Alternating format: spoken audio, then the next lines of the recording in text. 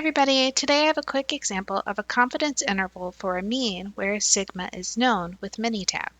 The first step to finding a confidence interval for a mean is to decide which type of test to perform. There are two types of tests.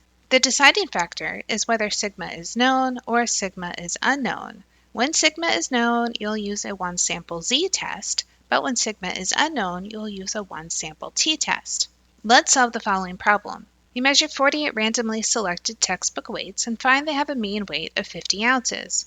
Assume the population standard deviation is 4 ounces. Based on this, construct a 99% confidence interval for the true population mean textbook weight.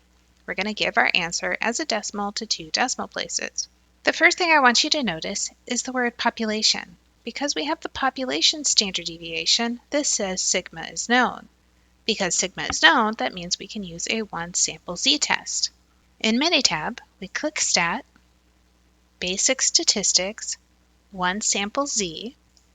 We say that we have summarized data, where our sample size is 48, our sample mean was 50, and the known standard deviation was 4. On the options, we'll change the confidence level to 99.